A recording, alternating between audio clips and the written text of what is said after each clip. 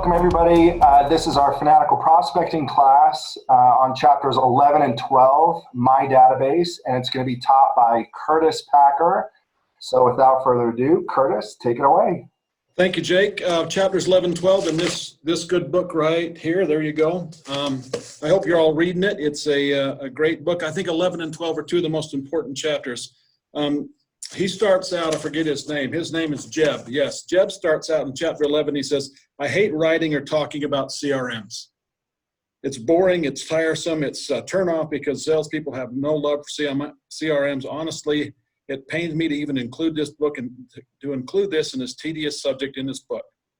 But then he says there is no weapon, there's no tool or in your sales arsenal that's more important or impactful than a long-term instant income stream than your database.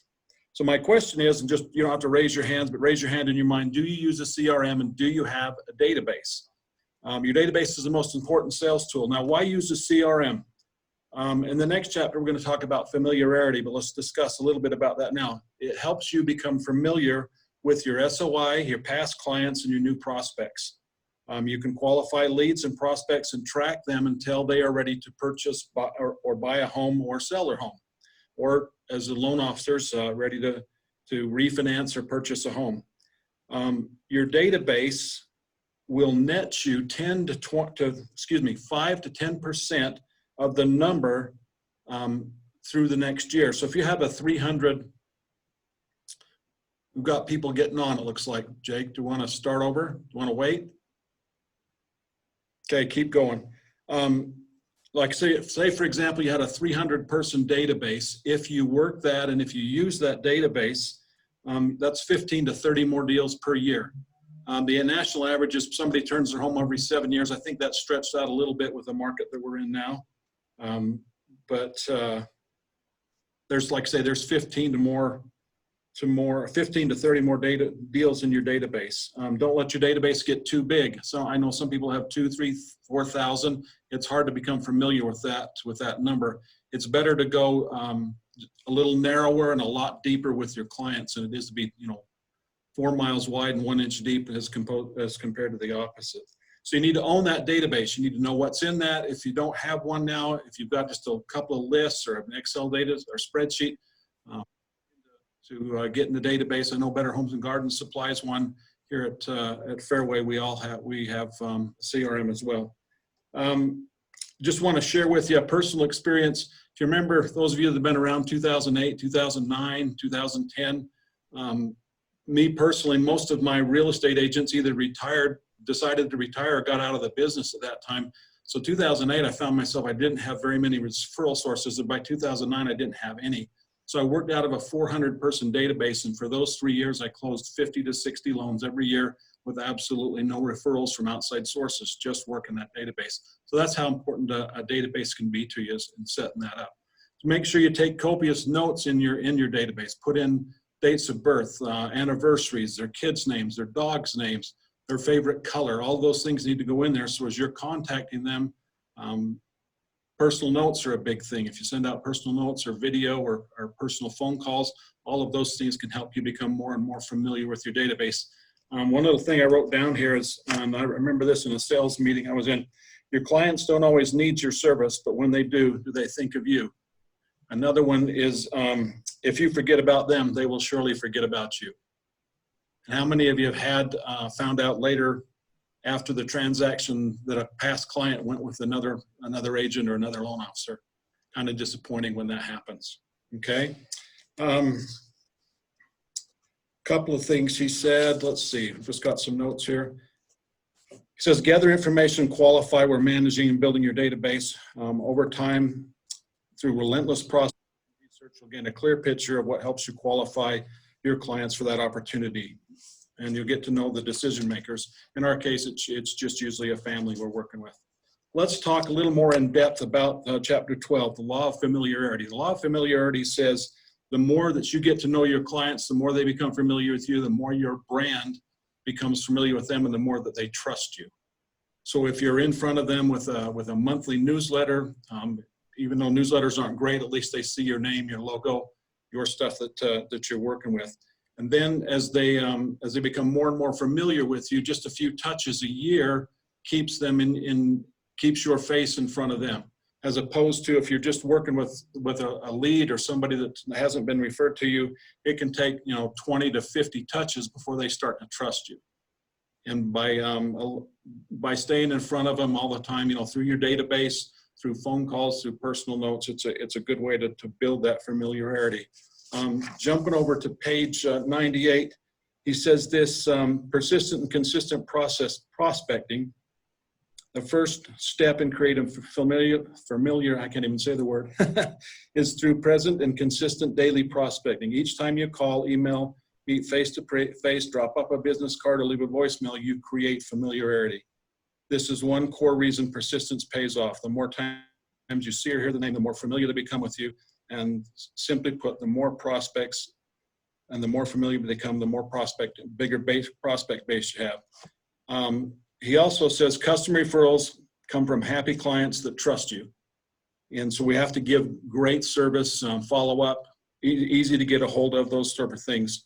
Personal referrals come from friends and family and acquaintances. Professional referrals come from relationships that you've developed. As I said, as you develop these relationships, you rely more and more on referrals and less on outside sources. I know I spent a lot of time in the last 2 years trying to buy some leads and create stuff online.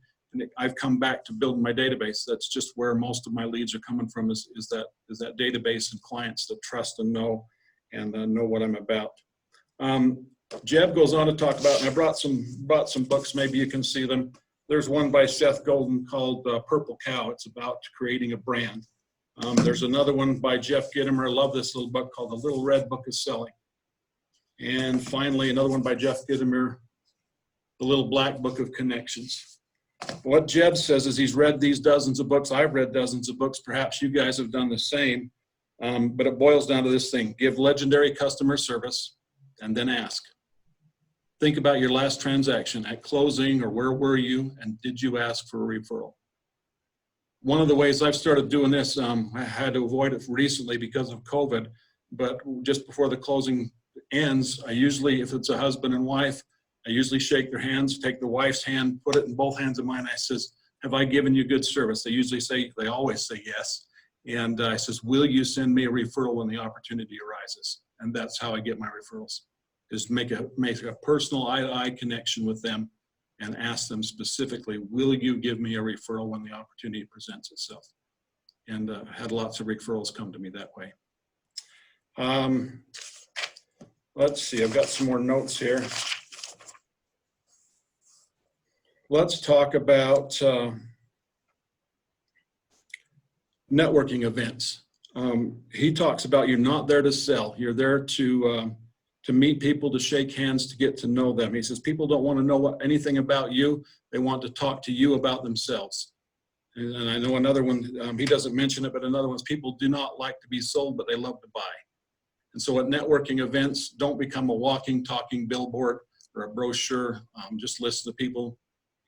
Give them your name and maybe a card, and then listen to them, listen to what their needs are and what they're all about. Also, he makes a habit of keeping some pre-posted envelopes and thank you notes in his car. And then wherever he goes to an event or meets with somebody, when he gets out to his car, he immediately writes a thank you note and drops it in the mail because he's got it right there with him.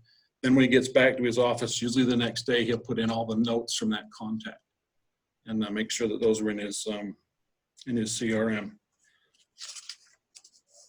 Let's talk about personal branding. The question gets asked, and many of you remember Jeff Crampton, who came here, what was it, Jake, about 6-8 weeks ago, I think.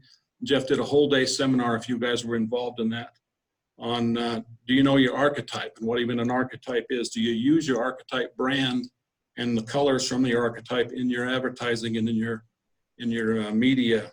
Do you know what group of people in your archetype you're most effective with? And do you have your web page, your Facebook business page, your YouTube page? I'm not a big fan of LinkedIn, but LinkedIn information in there. All of these things help build your brand. Now, building a brand as a real estate agent is a little bit different than a loan officer. Do you just use the logo of your company?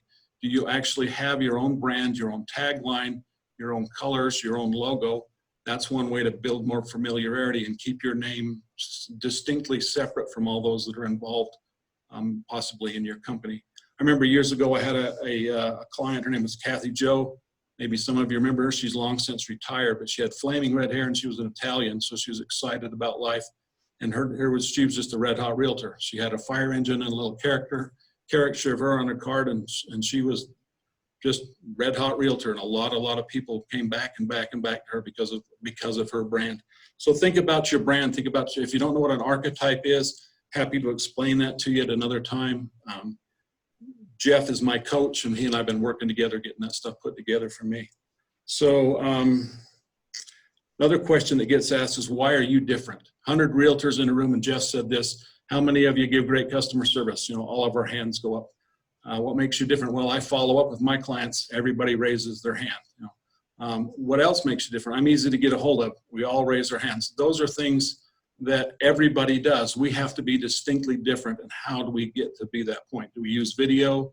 What are we using in order to become more familiar and building our personal brand? Again, if you want more information on this, I'm happy to chat with you about it, or hook you up with Jeff. He's happy as well. The other thing that I found really interesting is he talks about a secret weapon, speak in public. And I've never done this, and maybe some of you have.